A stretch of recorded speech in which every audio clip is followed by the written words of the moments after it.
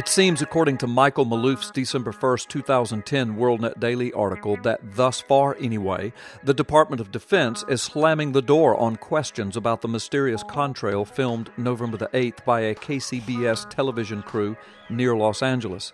This closing down of information is in the face of questions being raised about a published online government document from the National Geospatial Intelligence Agency warning that there could be U.S. missiles fired in that area at that time.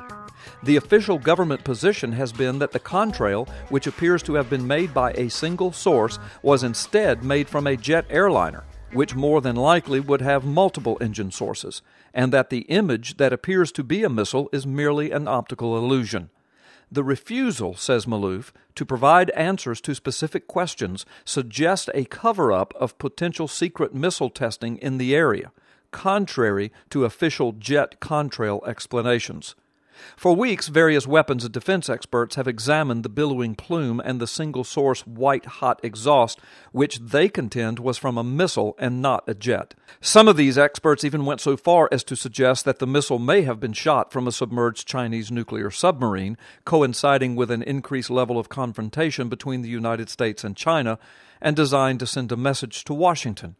But oddly enough, as the plot thickens, it was in late October that the NGA issued the maritime warning for the eastern North Pacific off California about, quote, intermittent missile firing operations.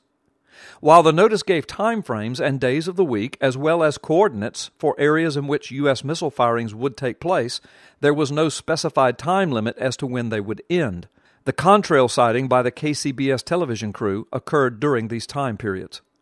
At the Naval Air Warfare Center Sea Range, spokesperson Becky Hall was asked by WorldNet Daily whether the sighting of the contrail occurred during the period of the NGA warning, and did the coordinates mentioned in the warning notice conform to the area in which the contrail was sighted. She also was asked whether the Navy, in fact, had launched any missiles in the area during the warning period. Hall, however, refused to answer any of the questions or make any comment on its warning issued through the NGA. She says, quote, I am sorry to say that I will be unable to help you with this request, she told WorldNet Daily, and referred then the inquiry from WorldNet Daily to the press desk of the Office of the Secretary of Defense at the Pentagon. At the time of the sighting of the contrail, the Department of Defense said that it had checked with all of the services involved with missiles and dismissed the contrail as simply coming from a jet and not a missile. Of course, this latest turn of events leaves us with several important questions now. Was it a missile or a jet aircraft? All of the film evidence and expert testimony seems to most logically indicate that it was a missile and not a jet. If it was a missile, then who fired it?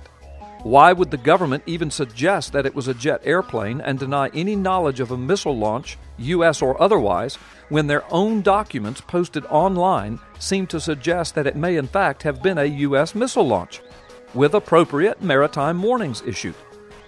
One might argue that it might have been a secret U.S. missile test of some sort, but if that were the case, why would it be launched in plain view of land and video cameras? Why does the government continue to desire the general public to believe that it was an optical illusion made by a jet airliner? The plot thickens.